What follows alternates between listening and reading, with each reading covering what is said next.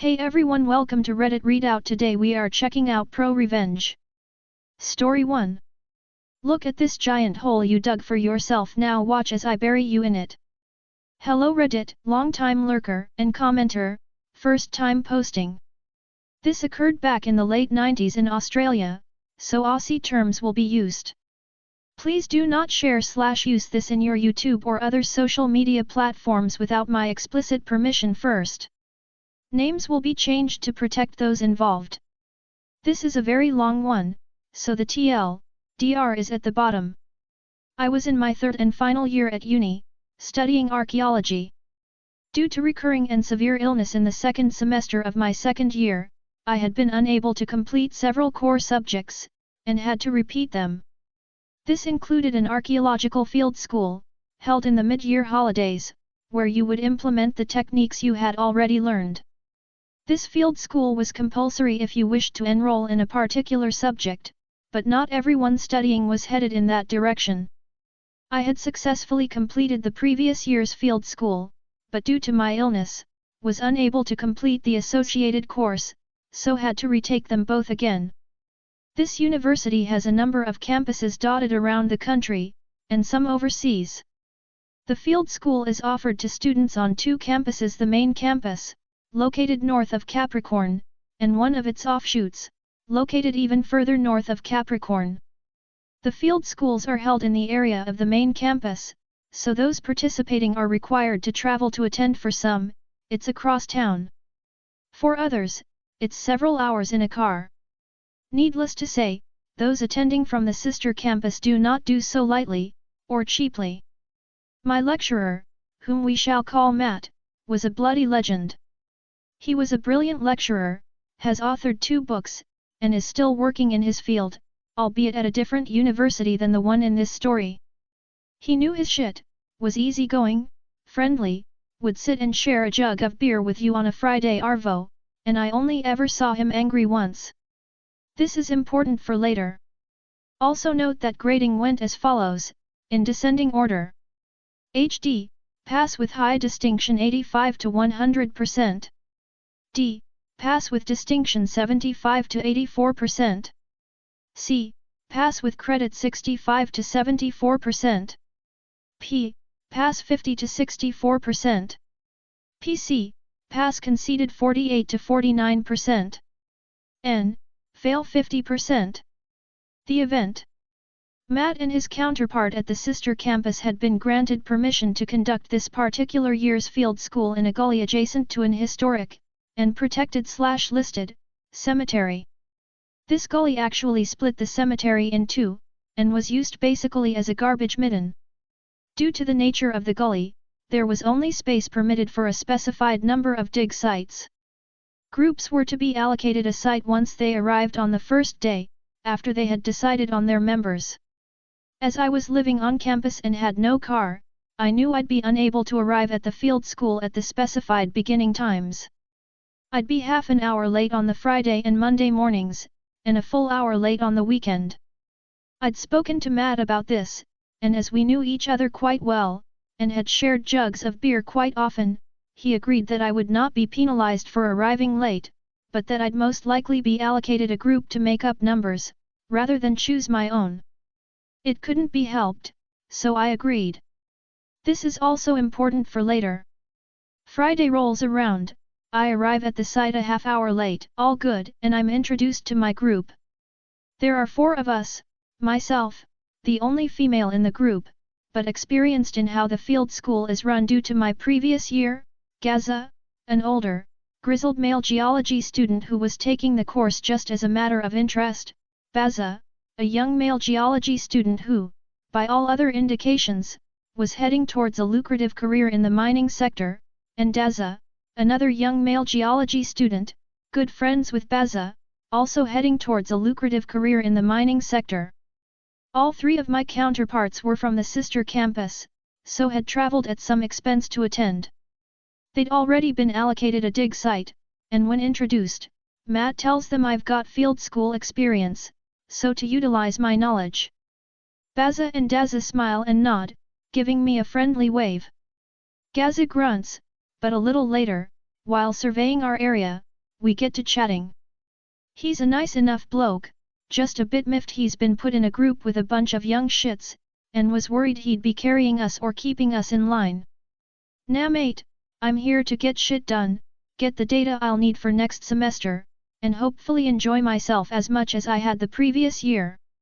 Now, let me tell you, Lara Croft and Indiana Jones have royally fucked the perception of the greater public when it comes to archaeology. No, Jurassic Park doesn't count, as they're paleontologists, dealing with animal remains. Archaeologists deal with human remains. A lot of what happens on an archaeological dig is repetitive and monotonous.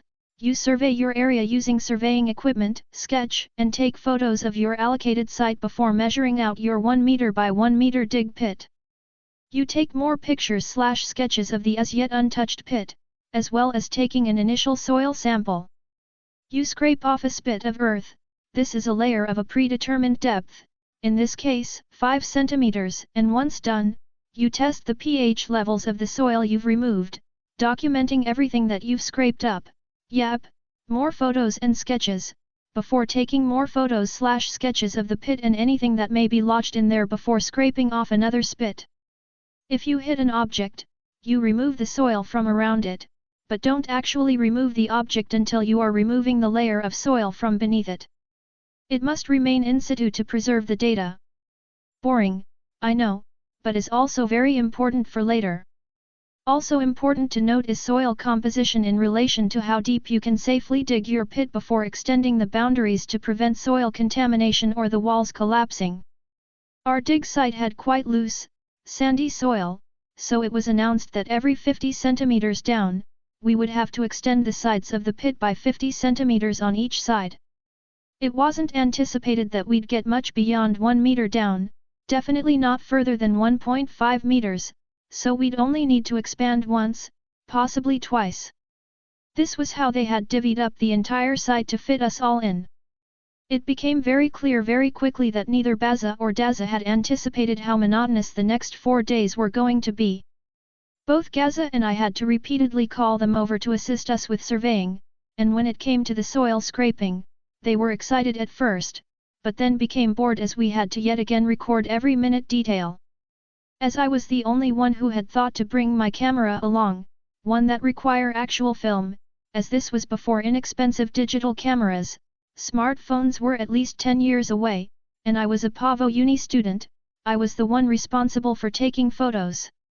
This included candid shots of the entire field school, other groups, the lecturers, dig site. Day 1 of the field school ends, and we all head back to wherever for the night, to kick back, relax, and prepare for another day of toil. The next morning, Saturday, I arrive at the field school 1 hour late, so at 10 a.m., as per the bus schedule. Seeing as how I'd already had this okayed by Matt, I'm not anticipating any issue with my tardiness. I get to the cemetery, and seeing Matt, give him a cheery morning. Matt, all good, yeah? Matt turns and glowers at me. I mean, if looks could kill, I'd be right at home in that cemetery with all the other dead people. You know how I mentioned earlier how easygoing and laid back Matt is, and I've only ever seen him angry once? Well, this was that time. Matt was pacing, teeth grinding, fists clenched. He was pissed. Just get to your group and get to work. Matt practically snarled at me. I'm worried now, that he's angry with me for being late, even though we'd previously squared it. I'm nervous and worried, because we'd had a really good rapport in the past, and now I'm thinking that I've done something that's going to make my last semester at uni hell on earth. Have I done something wrong? I know I was late, but like I told you before the field school, this was the first bus I could get out here. I'm really sorry if that's a problem. Matt sighs and shook his head. No, recant it, it's not you, you've done nothing wrong. I just can't deal with it right now, so just go to your dig site and get on with it. I'll talk to you later. I head to my dig site, and what I find there almost has me in tears. When we'd packed up the previous day, our pit was 1 meter by 1 meter square with a depth of 30 centimeters. I now stand before a 1 meter by 1 meter hole in the ground, dug down to a depth of approximately 3 meters. There are mounds of sandy dirt surrounding our pit, and I can see a multitude of objects that have been excavated just sitting there. Other groups are staring at us, but trying to look as though they aren't staring. Nobody will speak to us either. Gaza is livid, the dude is almost apoplectic. Baza and Gaza are both looking very pale, and like they want to puke. I'm all what the ever-loving fuck has happened here? Who the fuck did this? It turns out that after everyone had left the site on the Friday night, Baza and Daza, and another mate of theirs in another group, we'll call him Keza, got together and got on the piss. It was during this that they decided to continue digging our pit, so they broke into the cemetery with a shovel, and proceeded to dig down until one of them passed out shit-faced at the bottom of a 1 meter by 1 meter hole, in loose, sandy soil. The fact that the dude managed to wake up and make it out of the hole without the entire thing collapsing in on him is a miracle in itself. Matt had been called out to the site at 3 a.m. by the police, who had been called because one of the residents in the area saw something dodgy going on. Needless to say, Baza, Daza, and Keza were all up shit creek in a barbed wire canoe with a rusty teaspoon for a paddle. They couldn't leave until they'd sobered up, but had been told that, in no uncertain terms, after the field school finished that day, they were to pack up and fuck off. Matt and his counterpart would deal with booting them from the archaeological program on the Tuesday, after the field school ended. This left Gaza and I in a foobar situation. Luckily for him, Gaza was able to join the group that Keza had been part of, especially since the group were all from the sister campus. I, on the other hand, was left hanging like an unwanted tampon string out of the gusset of a bikini. There were no other groups that could take me, and besides, something had to be done about the clusterfuck that was my dig site.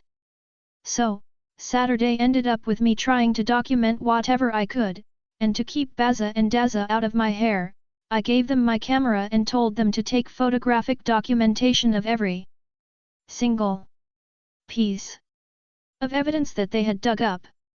They had to use the scale measurement and a title board that was supposed to identify the item by date, location, spit level, etc., so off they went with a miniature whiteboard marker, scale measurement, and my camera. This kept them occupied for most of the day, as there were in excess of 200 items that they'd unearthed in their drunken dig for buried whatever the fuck they were looking for. I ended up filling in that hole wishing with every shovelful of soil that Baza and Daza were still passed out drunk at the bottom, but such is life. Matt ended up tacking me onto another group in an observational role, as the members of that group were all from my campus and would be in the same second semester class as me. The Revenge. Now, as I previously mentioned, the field school was linked to another class held during the second semester. This class essentially took all of the data and evidence that had been unearthed during the field school, and you examined, tested, collated, and then submitted a report based on those findings as your final assessment piece. Seeing as how I only had 1 day's worth of actual data and evidence, I could not submit the field school report as required.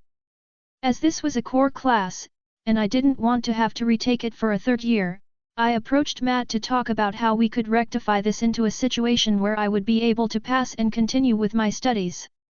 After some discussion, Matt agreed to allow me to do a field school critique, using what had happened to me as, essentially, a how-to on how not to conduct/participate in a field school. I had the data from the first day to use in the class, and then the photos and sketches taken by myself and the Dodgy brothers, Baza and Daza, of the objects we'd excavated. After developing the film of the field school, I noticed some interesting things. The candid photos I took on the Friday included shots of Baza and Daza not only behaving inappropriately, but interfering with the equipment we were using, and therefore possibly contaminating the data we had legitimately acquired. They were also shown to be in areas that we weren't allowed to be in, touching things that didn't belong to them, and also damaging ornaments left on some of the historic graves closest to the dig site. Then, there were the photos that they had taken on the Saturday. They had apparently decided that, because I wasn't overjoyed by the fact that they'd completely screwed me over by digging that hole, they'd make the only photographs of the artifacts they'd unearthed unusable by writing inappropriate. That's all for today. Please don't forget to like and subscribe.